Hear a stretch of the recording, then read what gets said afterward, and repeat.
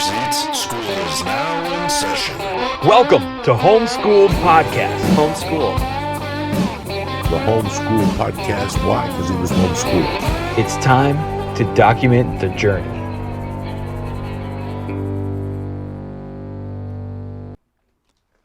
Welcome back to Homeschooled Podcast.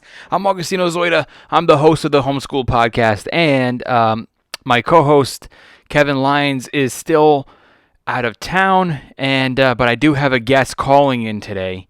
With you never know who you're dealing with the vid back on the rise. Some people got their guards up. Also, it's we're having like a little bit of a heat wave here in Los Angeles this week. So, you know what? I'm having my guest call in, which I'll call him up in just a second. But first, I want to just a quick reminder that this episode is brought to you by Personal Chef To Go. Personal Chef To Go is a fantastic food delivery service delivered to your home, right to your door, contactless. All right? I know you don't want to go out there in the grocery store and go in the lines and and listen, a lot of you guys have been stuck at home for a long time. You're sick and tired of making dinner and the same old takeout.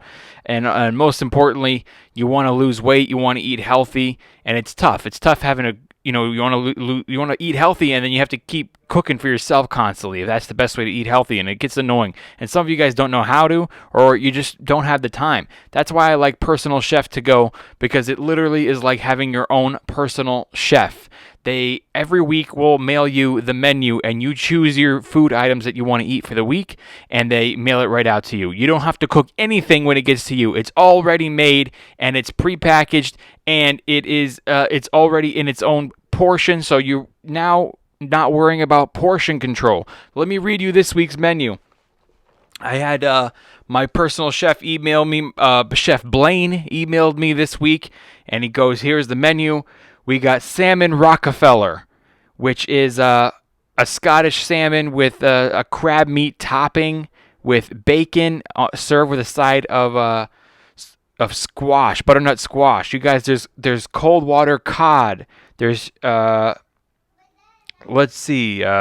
chicken cordon bleu, Moroccan grilled chicken breast, grilled steak chili, grilled barbecue chicken, jumbo lemon shrimp, stir fry. This is what they're emailing me, you guys, for the week that you can choose between, if you, depending on what you're doing, if you're doing one box to try it for 1 week, you got, or 5 meals, or however many meals you choose which one you want out of these. We got stir fry beef loin, oven baked penne lasagna, grilled shrimp Caesar salad.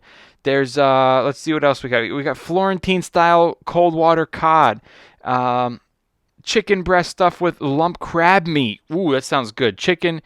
Let's see what else we got here. Pork loin chops. Garlic sizzled fajita beef loin. Southwest chicken chili.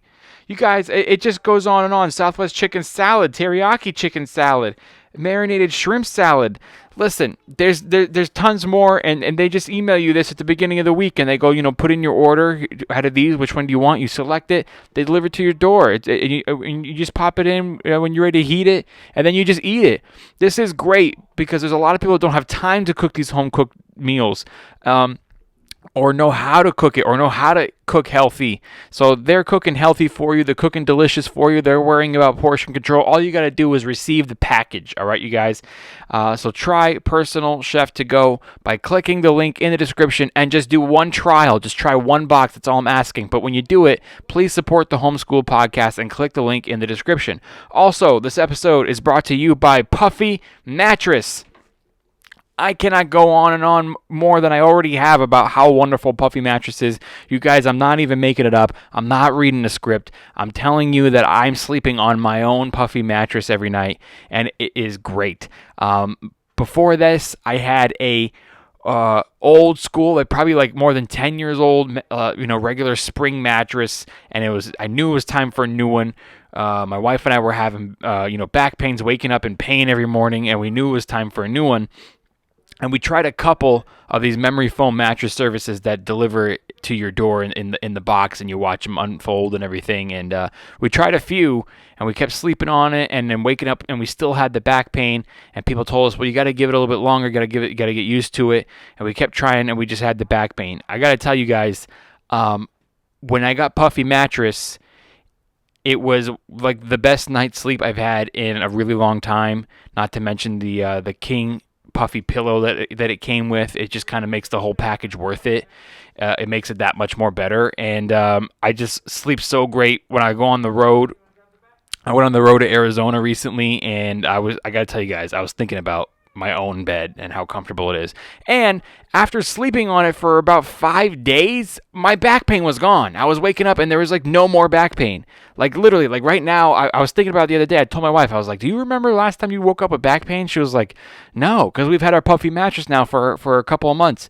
So if you need a new mattress, you guys, I highly recommend Puffy mattress, as does America. It's America's #1 memory foam mattress delivered right to your door. I got the one that has the cooling gels. I got a queen size. It's great. And they offer finance options, okay? So if you can't afford to buy it all at once, you can make payments on it. You can pay it off with 0 down. Just go click the link in the description, fill it out, see if you get approved. You guys, it's great. You need a good night's sleep to be dealing with all the bullshit that you deal with when you're awake. So click the link in the description right now, and not only will you get $300 off your Puffy mattress, but you will also get the King Puffy pillow free included with it. And hey, try out to fill out the form to see if you get approved to do 0 down and just make payments on it. It's worth it, you guys. All right, so I hope you guys had a great 4th of July weekend. I hope everybody was safe. I heard about some people in my neighborhood that lost their pets. I knew that shit was going to happen. I hope that none of you guys lost your pets or set somebody's hair on fire. But anyway, right now, we're going to have our guest call in. My guest today is Greg Wilson. He's been on a couple of times before. He's a really, really extremely funny stand-up comedian who I've known probably since I've started. And he teaches a comedy class. He's been headlining since before I started. Just really funny dude. So that's it, you guys. It's Greg Wilson. Let's give him a call.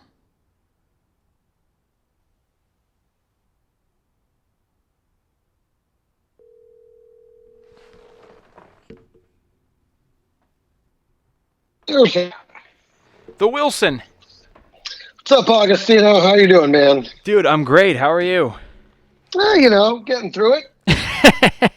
I see you, dude. I see you over there on your couch eating your little junk food. And I've had it. Listen, that's where it's been for 4 months. And then I was like, you know what? I got to bring this back under control.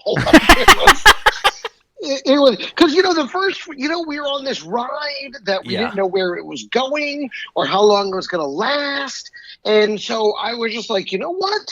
If I'm going out, it's not going to be on a salad. If they take me to the hospital, I want to know that my last meal was fucking delicious.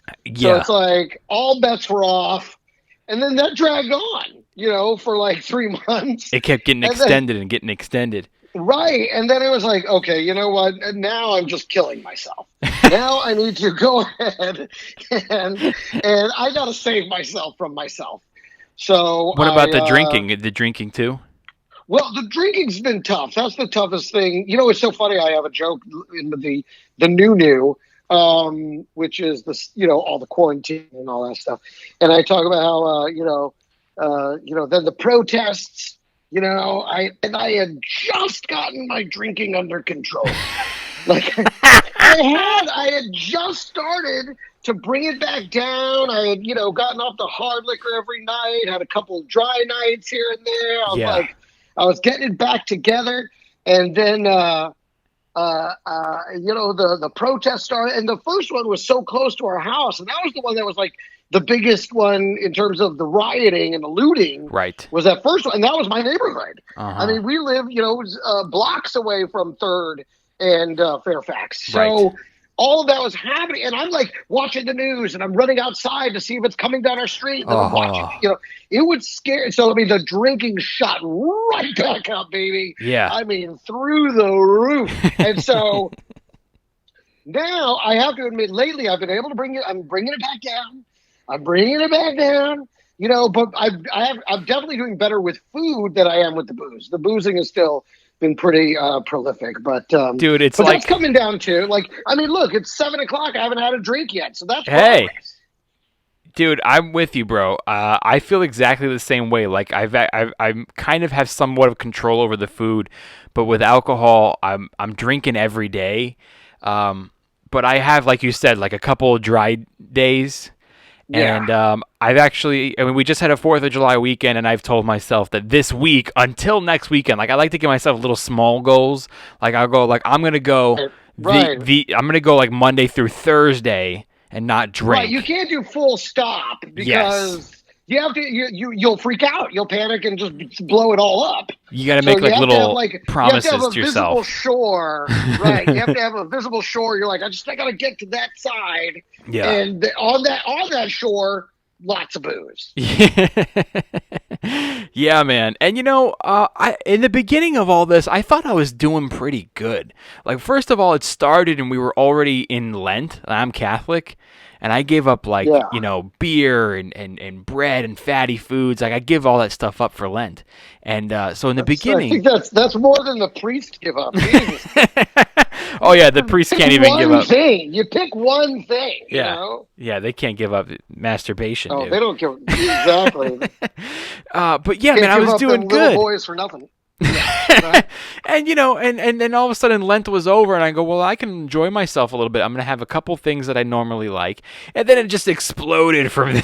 Yeah, and I You haven't and looked are back. the same way, which is it's a slippery slope. Like once we start, it's like, and I'm all the way back in. Okay. Yes, dude, you knew me when I Moderation was is like not big my as shit favorite too. thing. Yeah, You knew me when I was big. I'm always at a And, slippery slope. and that was one of your first great bits.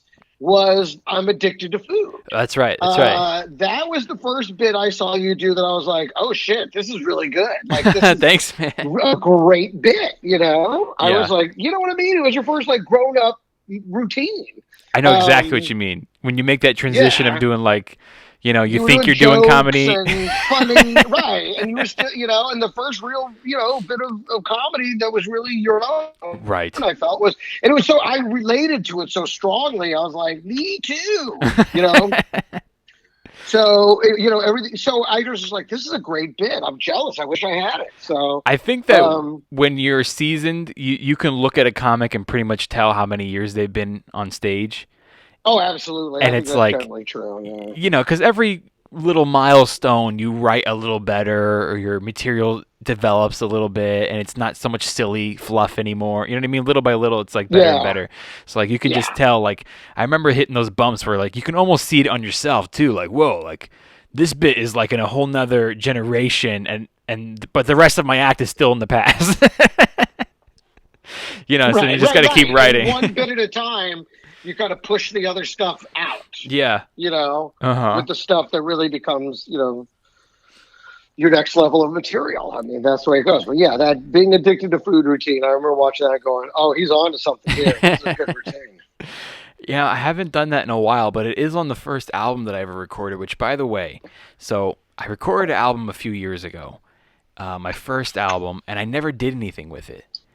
Like, I just let it sit there because I wasn't 100% happy with it. There's some bits that I didn't really like. And at the beginning of this quarantine, I decided to finally tackle it. And I edited out a couple of things I didn't like. And it went from like an hour and 10 to like a 50-minute album. So I was super excited that I was going to do something like progressive during this lockdown, and I did, dude. I got my album done, I got the artwork done, I got everything put together, and I submitted it for distribution. And then the distribution company was just like, yeah, our warehouse is closed for COVID. Oh, did you go with CD Baby? Was that where you were trying to launch it? Yeah, dude. Yeah. So CD Baby is just like, the physical ones are already made, and so everything's done except that CD Baby can't actually forward all your stuff to like Pandora and iTunes and Amazon because there's nobody in the warehouse. like But to they do that send stuff. them hard copies. They don't just send them the files. Apparently they send them hard copies. I wondered that myself because they specifically tell you that you got to make some CDs and we're going to keep 5 of them to distribute to these 5 like major players. So I guess that's how they do it. It's weird. It's almost like they do that just to keep the CD business alive. Exactly. Because their sister company is the ones that make the actual physical copies. Yeah. And it's like, what am I going to do with those? I remember using CD Baby back around, Yeah. 2006, 2007, like in there, Mm-hmm. when people still played CDs, Yeah. So I would sell them at my show, CDs and DVDs and stuff. So Yeah. There's this like kid who listens to the podcast and he knows me from Joey's podcast and stuff, and he works at this takeout food place that I go, and when I went in there one day, he was just like, "Oh, dude, like I know you and stuff like." It's just a really nice kid. And then I actually got my hard copies of my album in the mail, and I was like, "Oh, I'll bring this kid one next time I go in there." So I brought it to him, and then he's just like, "Dude, that's so nice of you." And he's like, "I don't have anywhere to play it." I know, like I keep a PC laptop because it has a CD DVD drive on it. Right. The MacBook has no drive on it. Like, so if It doesn't. And I still have a ton of old DVDs of like when all the shows I did for like World's Dumbest on True TV. Okay. And I've never really taken that many clips out of them that I really need to, just to kind of put them out there, because it's hours and hours of work. Right. And that I did on television. I never really put it out there. So, but that requires having a DVD drive. Right. So, Yeah, even man. just to initially rip it and get the MP4 off it, Yeah. That's what you got to do. I mean, during this time, that's the time to do it. It's just, okay, let me start getting a bunch of clips, and I can't perform anywhere, so let me get old performances and start putting those up on Instagram. Yeah. And my new Oh, that's the other thing is I have hundreds of hours of shows I'm with sure. some wild shit that I've never been able to go through.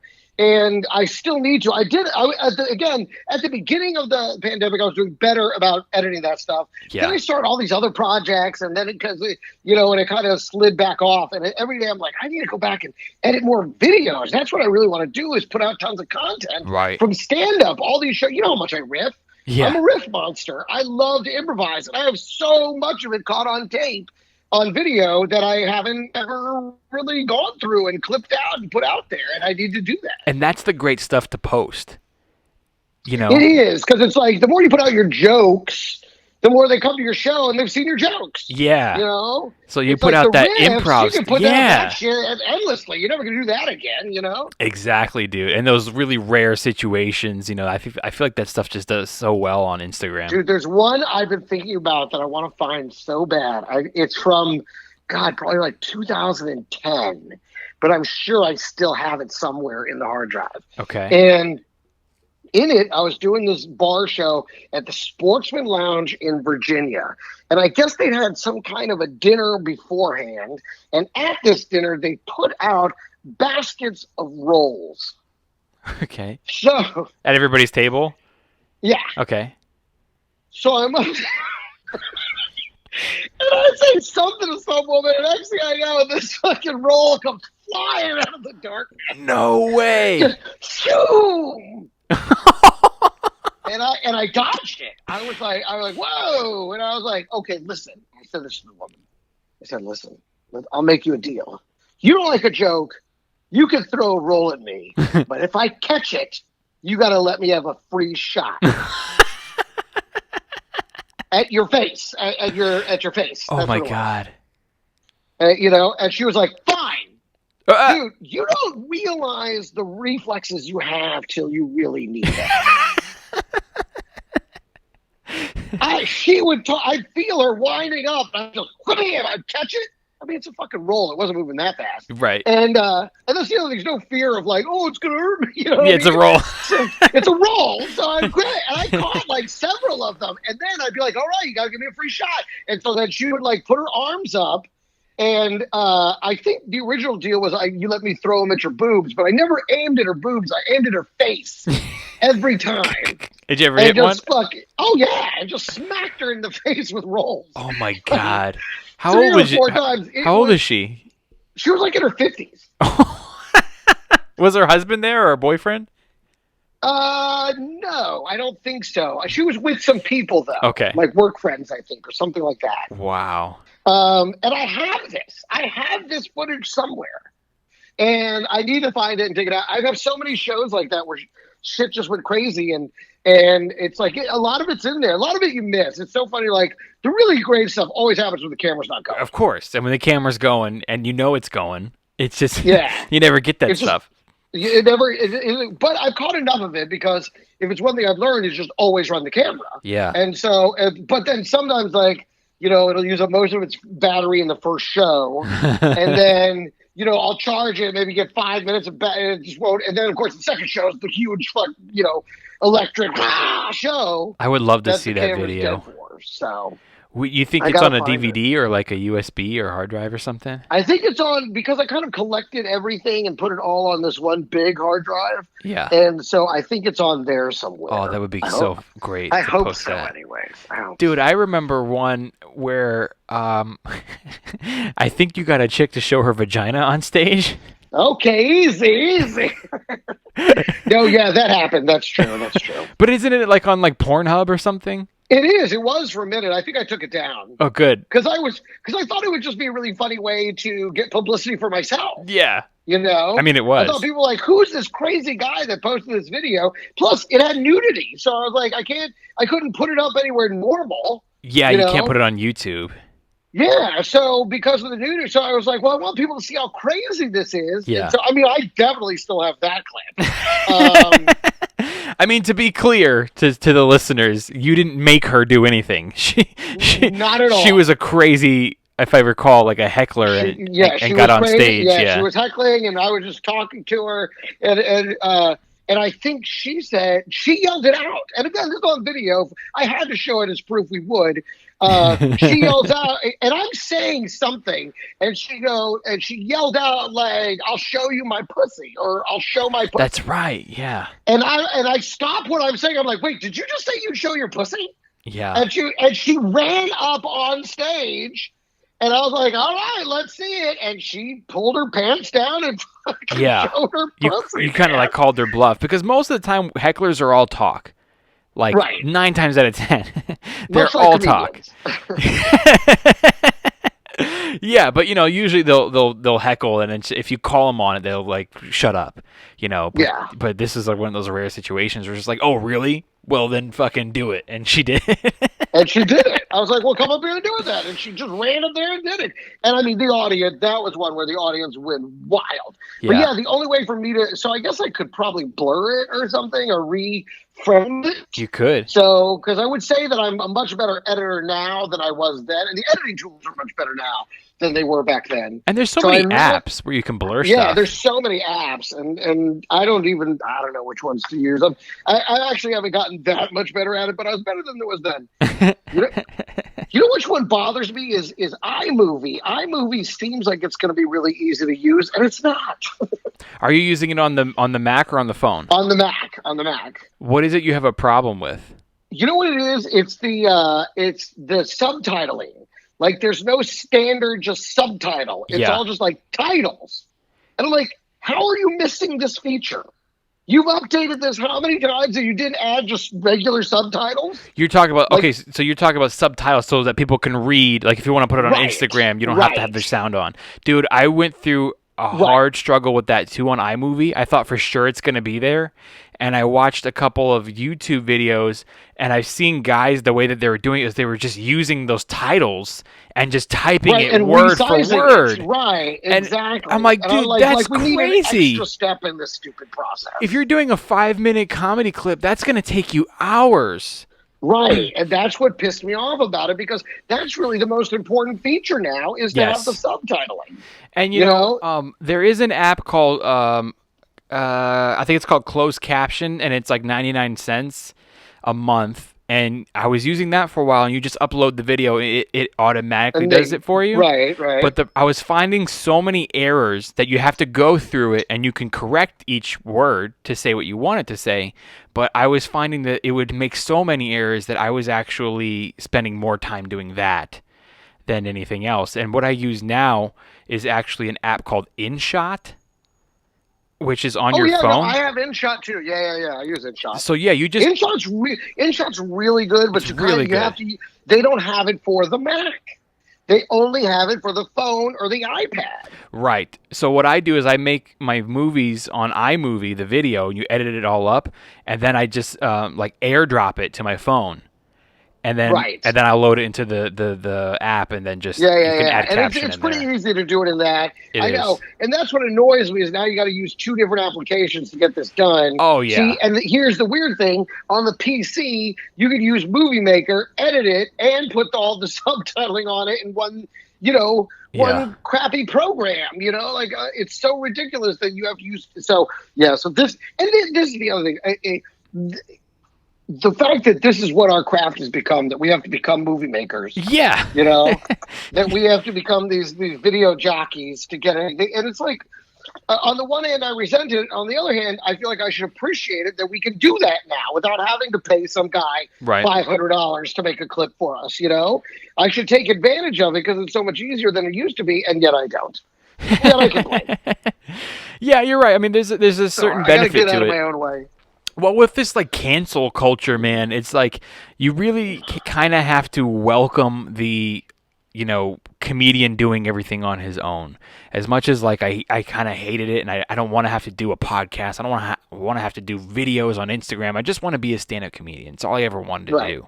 Me too. That's all I wanted to do. And now, you can't even do that unless you do all these other things. But it's actually kind of great now that we can do everything on our own. Like, look at the guys I'm not going to go into it, but like, look at the guys who are kind of being Me Too'd, if you will, or cancel cultured.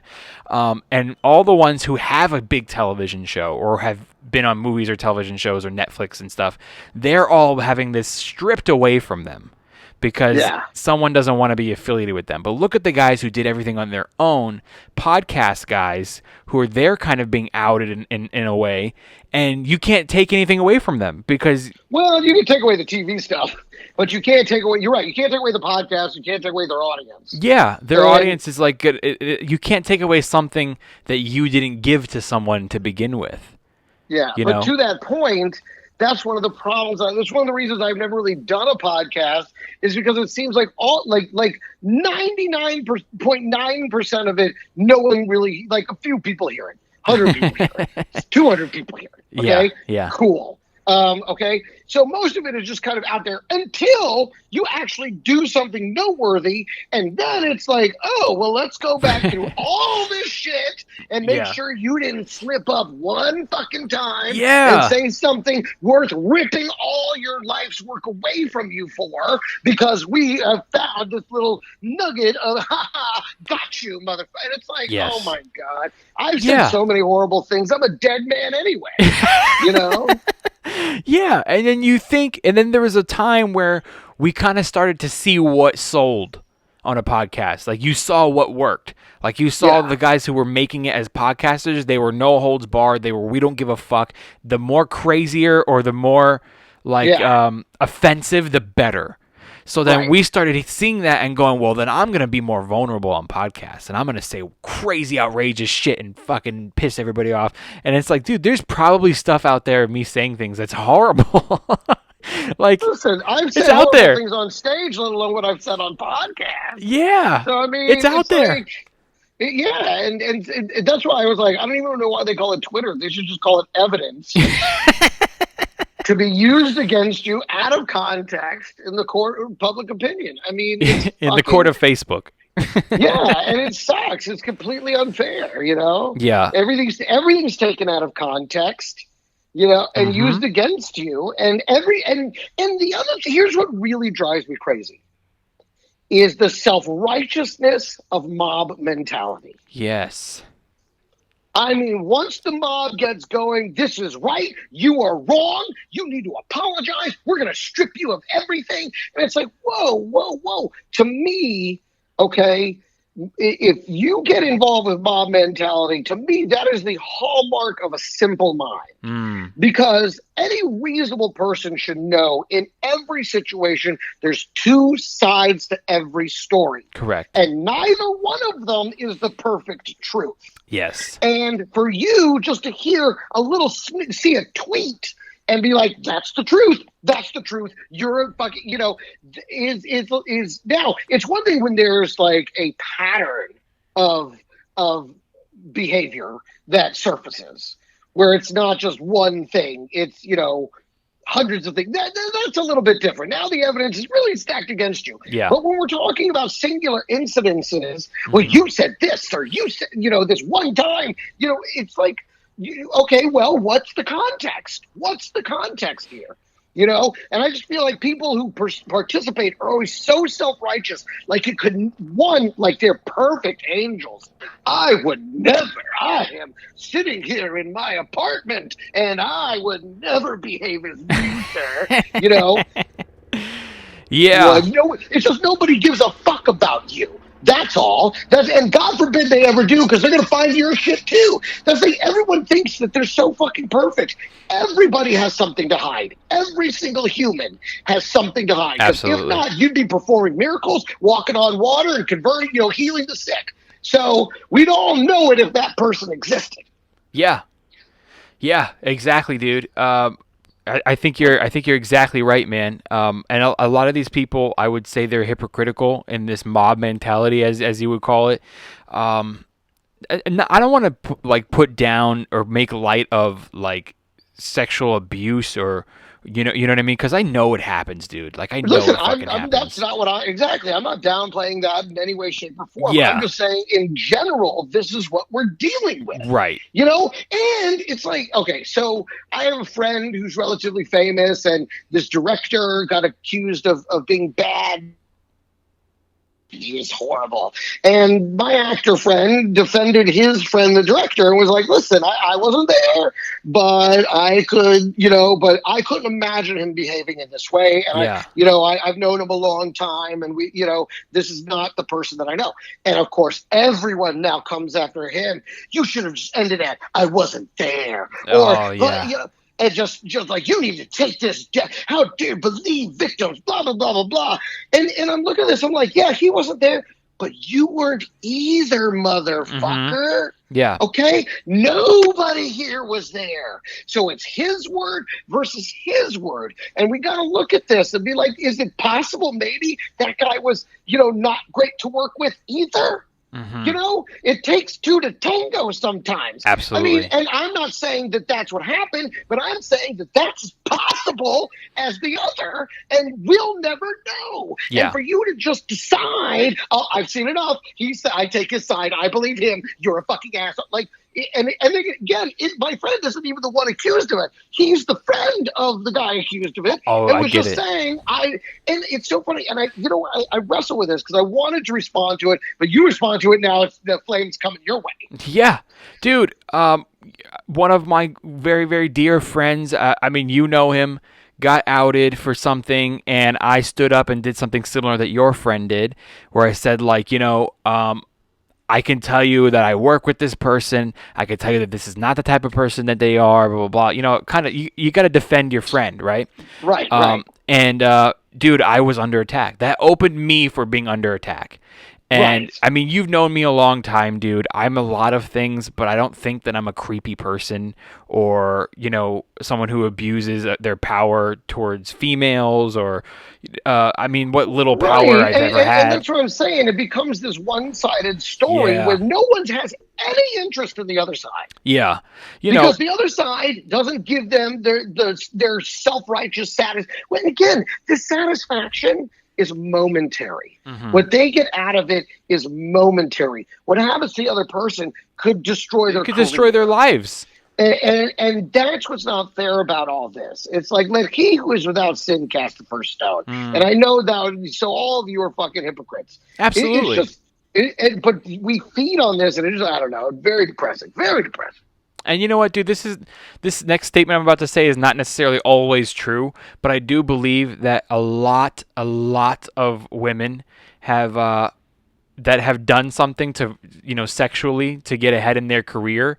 I think the ones that actually got ahead in their career aren't saying shit, and the ones who of course not. who didn't get ahead in their career, they're all coming out angry and me tooing, and it's like, yeah, but if you actually made it big, you would be really quiet right now.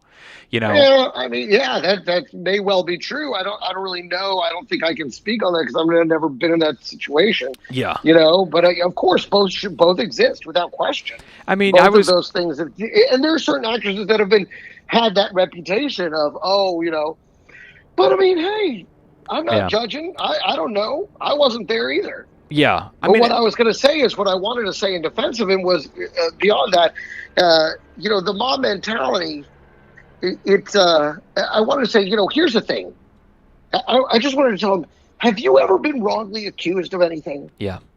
Okay, because I have, and it sucks. Mm-hmm. It sucks so fucking, because nobody believes you. You're saying, because they look at it and they're like, no, I can see right here, you're guilty. And it's like, no, I am not. I took a lie detector test to prove that I hadn't stolen this joke from this month. Oh, that's right. Attacking me.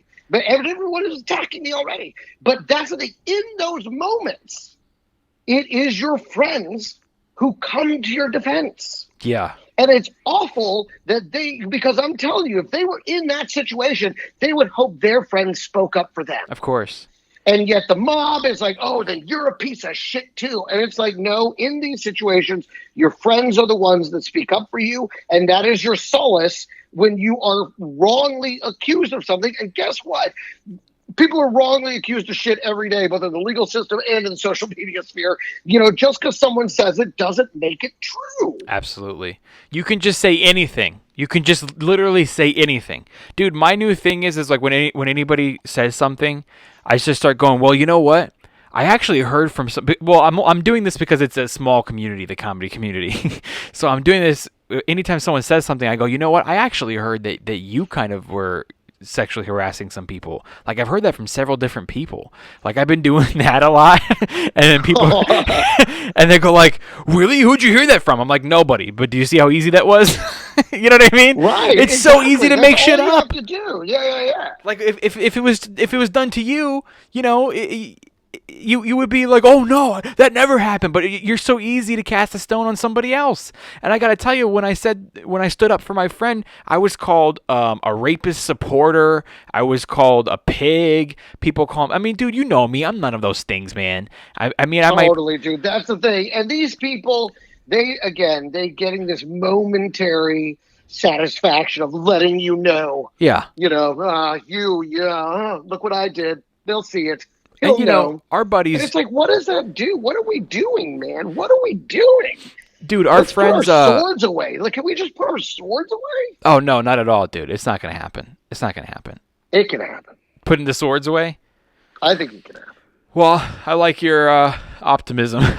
No, but dude, our buddies Steve Simone and Jimmy Schubert were walking down the street. They were just going for a walk together, getting some exercise, and some woman fucking drove up and yelled at them and said, "Justice for female comedians," and like drove off. And it's like, you don't even know those guys. Those two might be like the nicest two people in comedy.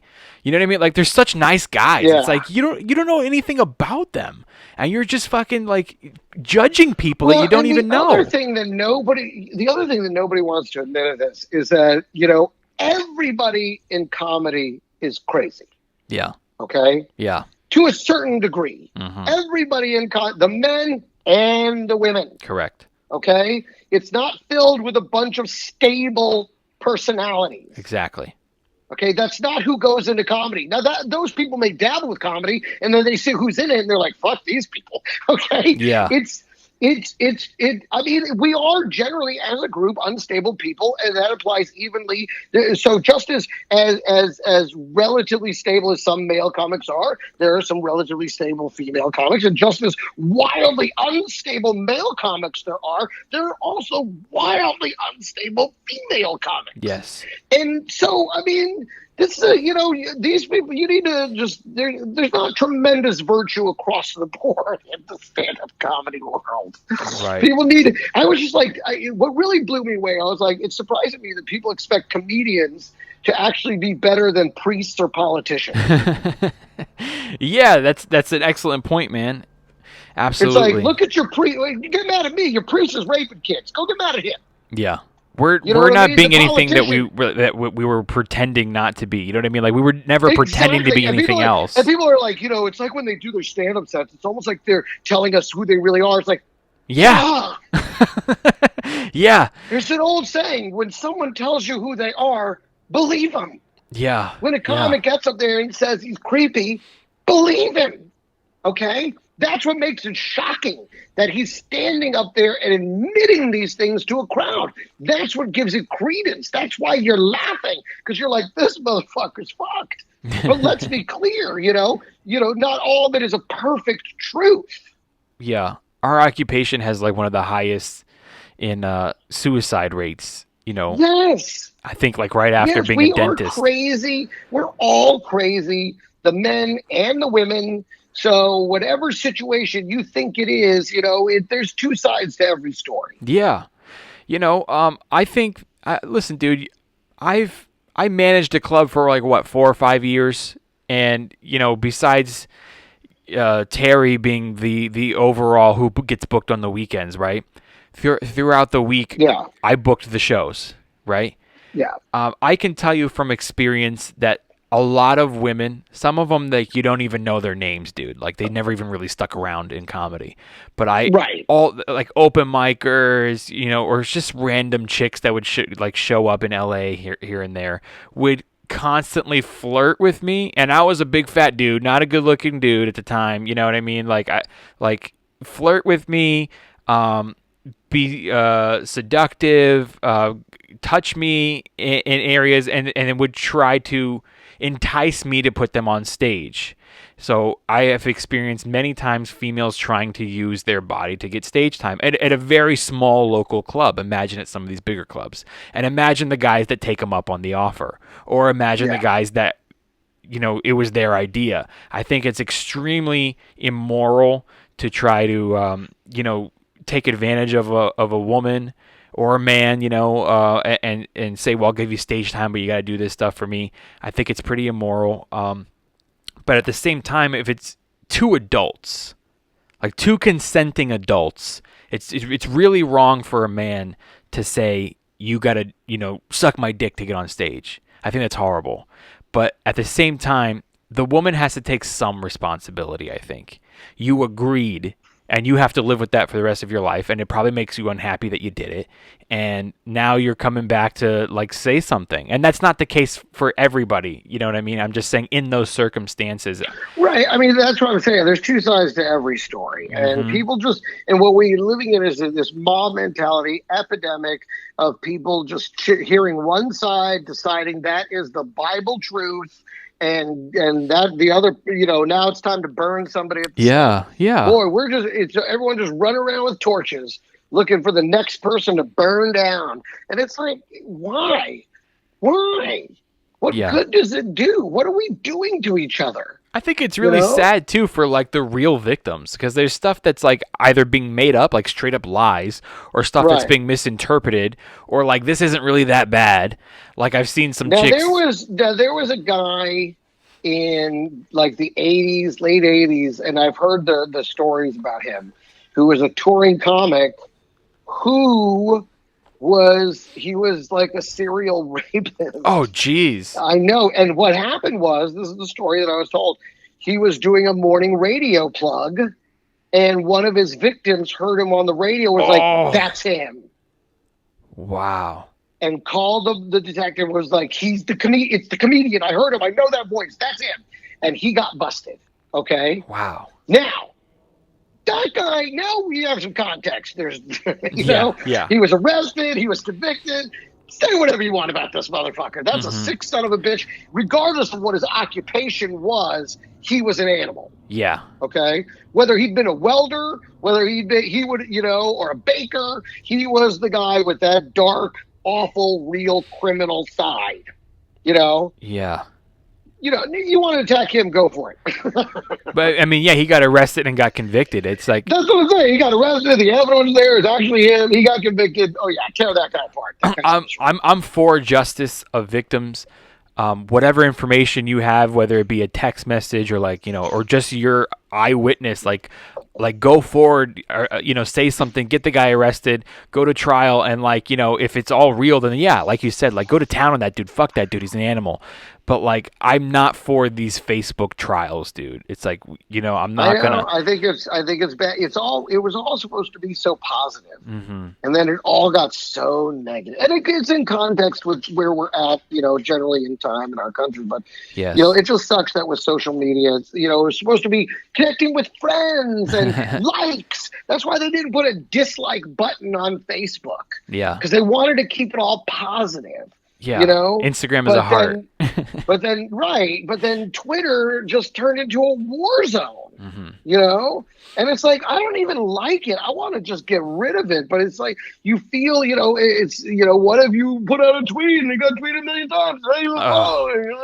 It's like, so I got to keep it, Yeah. for these, 2,400 people that don't even give a shit. If I wasn't a comedian, dude, I think I would erase all my social media. Oh, I think me I would have too. done it. I think a I would while have ago. a very small, very intimate, which I do actually. I have a smaller, intimate page on Facebook. I don't have that on Instagram. That's kind of just me as the comedian. So I try and leave the personal stuff off of Yeah. there. But I did create a separate page, which, there's only maybe 100 and some odd people on there. I know every single one of them, very well. It's not, the promotional page. It's not Yeah. but then I have that page. It's like the Wild West over there. I don't know these people. There's 5,000 of them. I don't know. Here's the other thing, too. Can I tell you, most of them I never hear from or know about until something really bad happens. Yeah. And it gets 65 comments and 207 hearts and all this. And I see it, I'm like, oh, and I feel bad, but that's my opportunity to take them out of my friends. Because I'm like, I feel bad, but I don't know you. Yeah. I don't know you at all. You never I have commented no on idea anything who you are. until Yeah, I you posted never something you commented on didn't mine. agree This with. is the first thing I've seen of you, and I feel bad. But if I were to post something on it, you'd be like, "Who is that?" I don't think you know who I am either. So, or maybe you do, but it's like, I don't know you, so I'm going to just take this opportunity to go ahead and weed you out Yeah. and make some room for somebody that maybe I do know. Because it's all topped out. It's topped Right. out at 5,000. So Right. it's like, okay, if I want to add anybody, I got to cut some people out. So when I see something, a lot of times, thank you for all the birthday messages. I'm like, who the fuck are you? Goodbye, delete it. Yeah. And on Facebook, man, it's like, people, I get friend requests all the time and I accept them because you never know if this is a person that just really likes your comedy or your podcast. So I just accept everybody. But now you got to be careful. I don't even know who you guys are. Or I kind of feel Exactly. people are It's just like following having me this to- room full of people that can see all your stuff, but you don't know them. You don't know what their motives are. I was talking to a You friend know? of mine. He you don't know him. He's not a comedian, but he's like one of my best friends. And we were talking about social media, and he was just like, dude, I think I've been on social media a total of 8 hours of my life. And he's like, because I used to have them, and then I worked them a little bit. I was on there every now and then, and he's like, and then I eventually deleted them because I was so jealous of him. I'm like, I've never been more jealous of you. And that only 8 hours is the maximum amount of time he's ever spent on any social media site, combined. I just was like, that sounds wonderful. I'm thinking about kind of killing. I kind of want to kill all my personal social media because, again, all it can really do, especially when you do television work, all it can do is take a job away from you. Yeah. Because they scan through it to see if there's something that's going to reflect poorly on them. Mm-hmm. So it's almost better just to not have it at all. And I'm thinking about killing all my social media and just focusing on anything where I just put work out. Yeah. YouTube and SoundCloud. Mm. And that's really it. What And, about you can see- on Facebook? I've been wondering. I don't even know if you can do this. I have a fan page on Facebook, and then I have my personal Facebook, which has the majority of all the people following me. Right. Is there a way to Nobody combine them? Nobody wants to like the fan page. Everybody wants to be your friend. They just want to be your friend. Yeah. And it's I don't want to be your friend. Yes. I want you like my work, just like my fan page and follow the stuff that I post over there. They're like, no, I don't want to. I don't. No, Yeah. I want to just. I want to see what you're doing. You We know, gotta and be it's each like, other's friend. right, and it's like I don't know you. Well, that's why Twitter So- and Instagram are great because people can follow you and you don't have to follow them back. Right, but again, who knows? I don't know. Again, the negativity out of Twitter, it just grosses me out. Yeah. It's like unless you're a public person who needs to be issuing statements, I just don't get it anymore. Yeah. And again, I'm an older guy too. I didn't grow up with this and think that this is just life. You live life online. Yeah. I'm not feeling that no more, man. I really am just like, what if it was just SoundCloud and YouTube, and and you can see the stuff that I create, and that's it. You know what I mean? Like you can visit the shop, but you can't come in the house. Yeah, right. Yeah, dude. Here are my works. You're allowed to like the work. I'm with you on that. I don't need to read your manifesto. I'm with you, dude. Dude, if I was like a big famous comedian, I think I would just hire somebody and just be like, don't comment on anything that is trending. Just like post a joke a day or something positive a day, Right. and just to keep it going. You know what I mean? Before we go, dude, I know that you come from an improv background. I know that. Yes. I know you've been a stand-up for I don't know how many years now. Probably mostly, like a little over 20 years, probably 21, probably 20. I don't know, because it was when I really went back to it. I guess it was about like 98 or 99. So Most of so that it's- touring as a headliner, I'd say for most of it, for a majority of it. for the majority of it, yeah. I mean, I think by about 2000, by about 2003, I guess I was already working as a headliner. I was getting work in VH1, and Wow. so yeah, I think so. Yeah, Yeah, so- television appearances, including acting, and then teaching comedy. And dude, I am losing my mind right now, not being able to perform regularly. Yeah. And I've only been doing it 11 years. So I can Well, imagine. I think here's the thing. That's interesting you say that, because it's actually the reverse of for me than what you would think, because that's the thing. Aside from those 23 years, there was also 10 years of the troupe improv too. So I've been on stage almost every night of the week for the better part of 30 years, and so I'm cool, man. Like. Are you enjoying your vacation? I really am. Like, this is the first time I haven't been like running up this hill of I gotta perform, where I perform, Yeah. what I don't know, And so every 30 years, you can take a 4-month break. right. I mean, that's the thing. And so, and then also being older, having smoked weed for so long, I'm high risk, really, kind of. I mean, I'm not diabetic. I'm pre-diabetic, but I'm not diabetic. Do you expect going out and performing it all by the end of the year, or are you just going to straight up take the year off? I would like to. I've kept a gig in Arizona in September. Where? The Stir Crazy Comedy Club. Okay. And the one in Glendale, which is really an excellent club. Yeah. And I just did Phoenix, by the way. Right, but again, they're having an explosion of cases. Yeah. And now you've seen where, like, D.L. Hughley, like, he Right. took it on stage with him, and now all those people have to be tested. Like, I've been saying, like, why isn't there a plexiglass partition around the stage?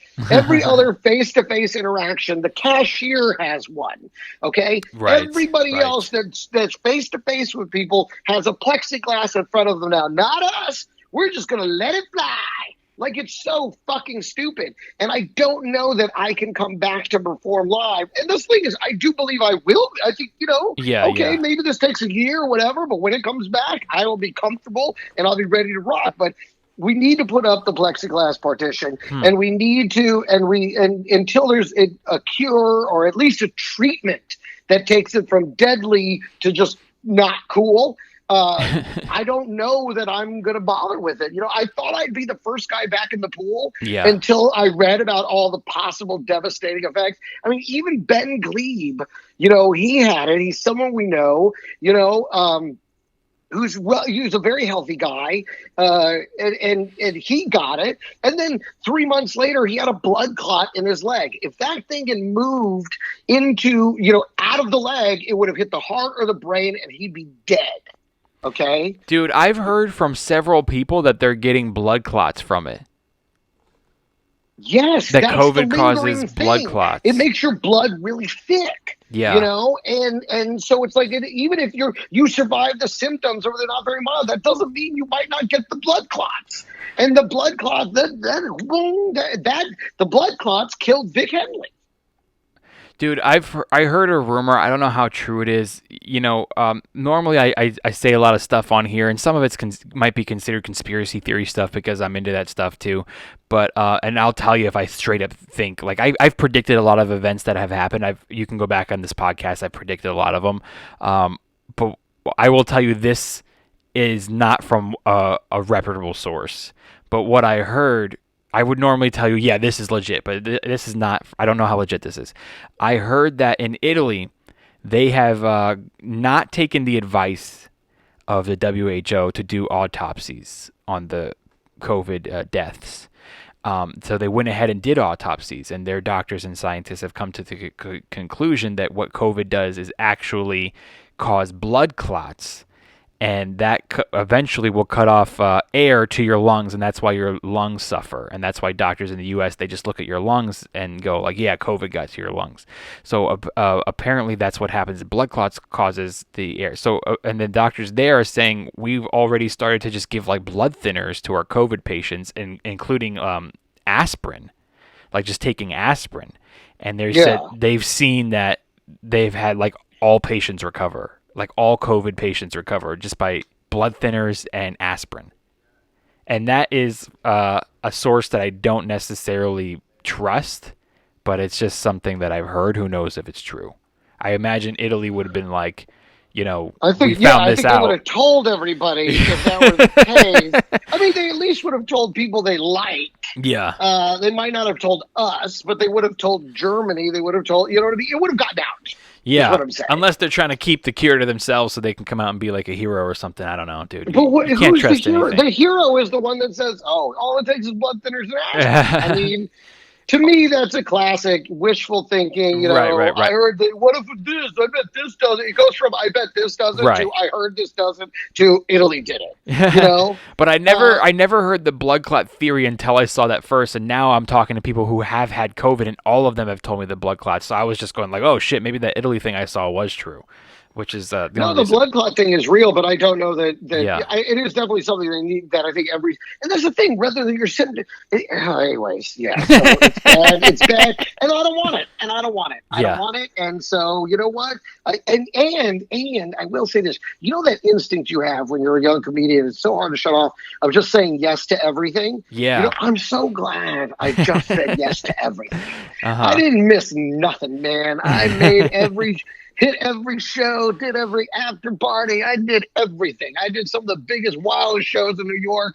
I ripped it up. So if I have to sit back and not do it for a year or even 2 years, then fine. That's you had fine. a good run, huh? I had an unbelievably good run. So fun. Well, that's great, man. I chased every night. I followed it to dawn. I did everything. And so now I don't get to go out for a little while. I'm a married guy now anyway. I don't mind so much. Yeah. Well, dude, it was just I think you're right, man. I'm glad, and I'm sure that you lived it up, and I think that's a great logic, man. Like you fucking lived it up, and if you have to take a little break, you're gonna take a little break, whatever it means to be safe. And I think that's a smart move, dude. It's great to talk to you, dude. I appreciate you volunteering your time to come on the podcast. Of course, man. I've been wanting to do it for a while. So, because the thing, like in the very beginning, I was like so adverse to it. I was like, all right, if it's one of the big ones, I'd do it. But otherwise, what's the point? Well, but now it's like, let's talk, whatever. Every podcast is COVID or racial issues. Like that's even if you're like a podcast about pottery, like they're talking about it.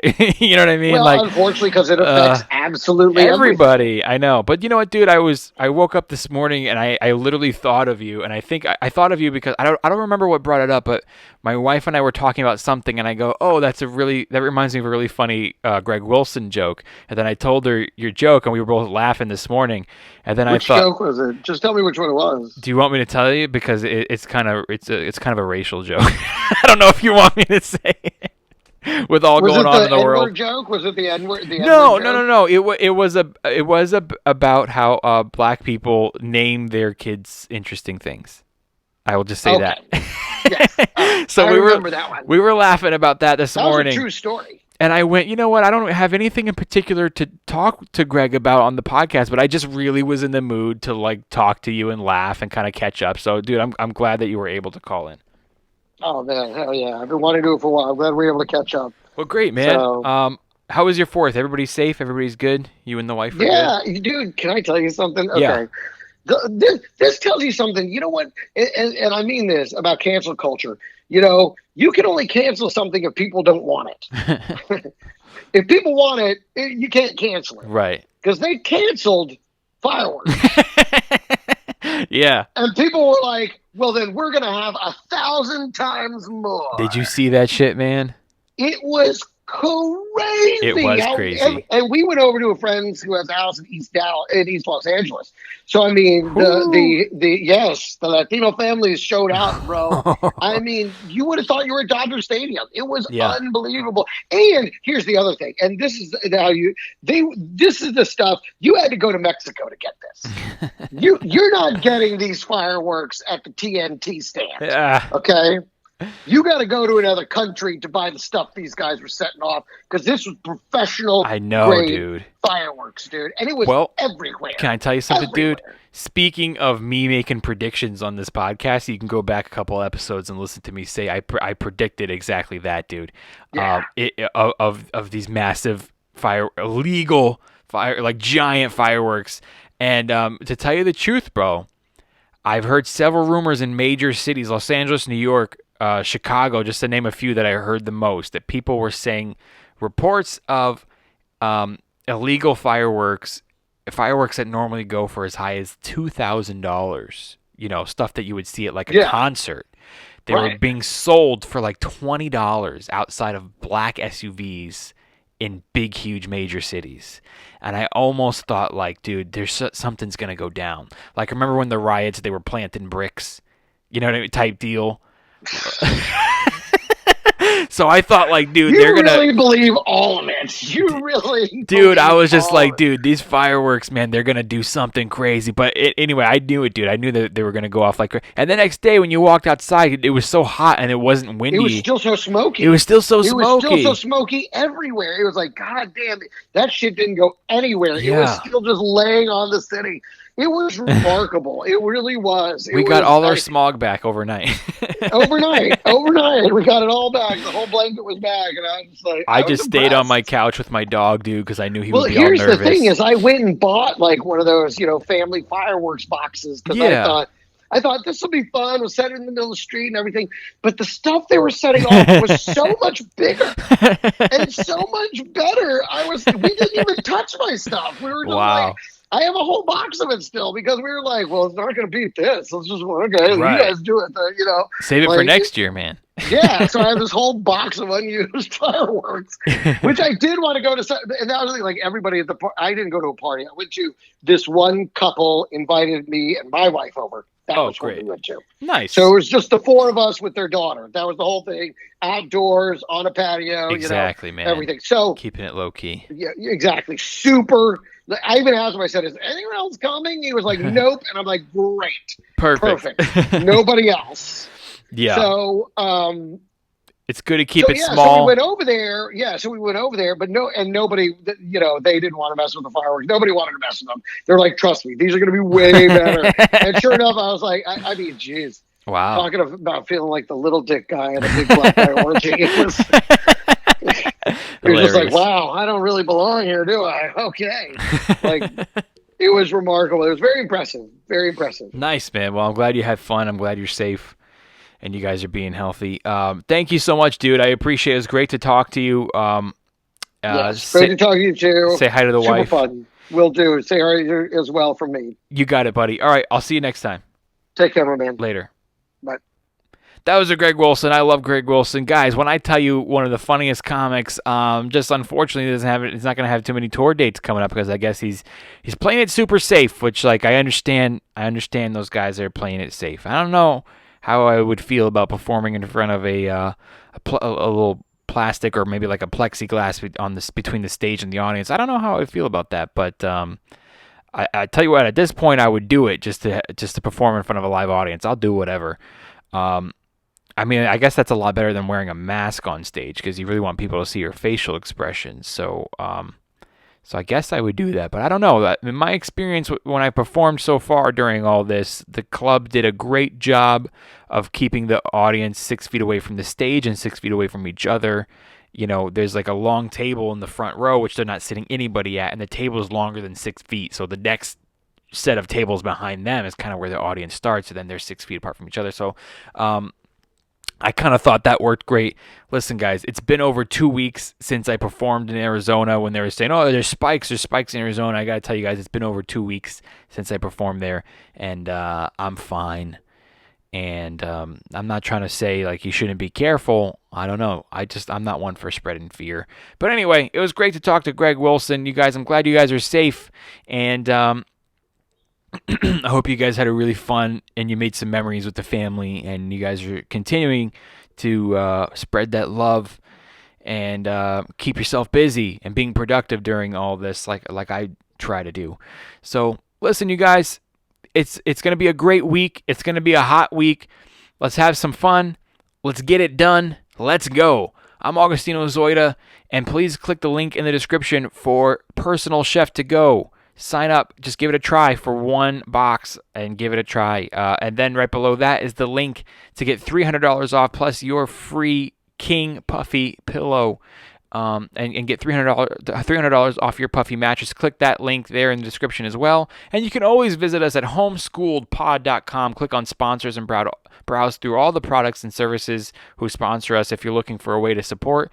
The best way to support the podcast is picking up a t-shirt or a sticker or a mug or a hoodie or sweatshirt, tank tops, towels. I mean, it's all on there. We have our brand new Document the Journey design t-shirt, and they're so cool, you guys. I'm fucking excited to order all mine and just start pimping those.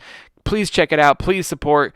I'm Augustino Zoida. How about a nice big thank you to the Greg Wilson for calling in, and a big thank you to Kevin Lyons and all his editing work, even though he's on the East Coast.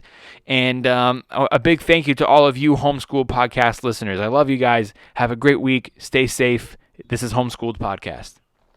Homeschooled Podcast. Homeschool. The Homeschool Podcast. Why? Because he was homeschooled. I don't want to do that. No, okay. I don't want to do that at all.